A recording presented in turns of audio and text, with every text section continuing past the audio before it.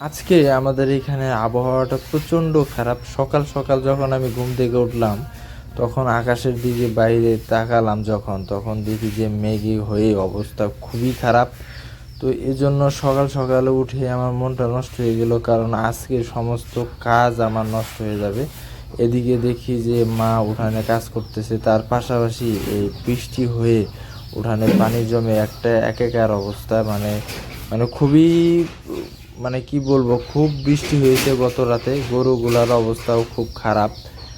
দেখুন, খাওয়ার জন্য এখন কিন্তু মনে করেন যে অনেক বেলা হয়েছে, প্রায় 11টা, সাড়ে 11টা বাজে। গরুগুলা খাওয়ার জন্য তাকিয়ে আছে। আকাশের অবস্থা এখনও প্রচণ্ড খারাপ, এখনও মেঘে ঢাকা আছে আকাশ পুরো, বা মানে কালো মেঘ হয়ে আছে। তো পাশাপাশি দেখতে পাচ্ছেন যে অনেক বাতাস হচ্ছে।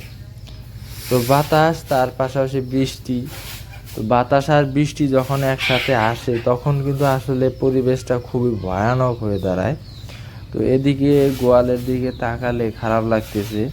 তো গতকাল রাতে এই সাইড দিয়ে খুব একটা শব্দ আসতেছিল। তো আমার এইখানে ছিল 2টা মোবাইল চার্জে। এইখানেই আমি ফোন 2টা চার্জে দিয়ে পরে আর মনে ছিল না দরজা লাগানোর। পরে আমি এখানে ফোন চার্জে দিয়ে ঘুমিয়ে যাই। তো সকালে আসলে আমার খেয়াল হয় যে হঠাৎ করেই যে আমি এখানে ফোনটা চার্জ দিয়েছিলাম, তো দ্রুত এসে দেখি যে ফোনটা আছে কি না। পরে দেখি যে না, ফোনটা আছে, ফোনটা কিছু হয়নি। তো দেখুন, আপনারা দেখুন যে আকাশের অবস্থাটা কি পর্যায়ে আছে। আকাশে এখনও খুবই করুণ পর্যায়ে আছে। এদিকে আমার ছোট বোনটা পানি দেখে তার মনে আওলা বাতাস জেগে উঠছে, যার ফলে সে পানি পানি দিয়ে খেলতেছে। তো এদিকে আমি ভিডিও করতেছি, তো এই ভিডিও দেখে সেও আমার কাছে আসার চেষ্টা করতেছে। দেখুন, এই সাইকেল নিয়ে আমার কাছে এসে গেছে সাইকেল দেখানোর জন্য। তো আমার এই ছোটো বোনটা খুবই আর কি দুষ্টুমি করে। তো এই দুষ্টুমি ভালোই লাগে, খারাপ লাগে না। যতই দুষ্টুমি করুক ভালোই লাগে, ছোট মানুষ, ও তো আর বোঝে না। তো এইভাবেই ওর সাথে দুষ্টুমি করতে করতে কিছু সময় এখানে কাটিয়ে দিলাম। তো আমাকে বলতেছি যে ভাইয়া আসো আমার সাইকেলটা চালাও। তো দেখুন, এখানে গরুগুলো রাখছি, তো গরুগুলার কি অবস্থা। তো এরা খাওয়ার জন্য খুবই উতলা হয়ে আছে। তো এদের গোয়ালটাও সাফ করা হয়নি, কারণ পরিষ্কার করা হয়নি, কারণ আজকে এই অবস্থা হওয়ার কারণে কারেন্টও আসে নাই।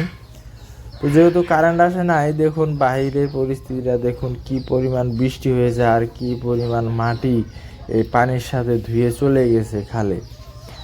তো এইভাবে মাটি মনে করেন যে প্রতিনিয়ত চলে যায়। তো আবার এটা পুনরায় ভাবে আমরা করি, এখানে আবার মাটিগুলো ভালোভাবে এনে এগুলা মেরামত করে দিই। তো বাইরের পরিবেশটা কিন্তু দেখতে অসাধারণ লাগতেছে। তো বাইরে এসে আমার মনটা জড়িয়ে গেল, সবুজ শ্যামলে সুন্দর, মানে কি সুন্দর লাগতেছে, সবুজ চারদিকেই সবুজ।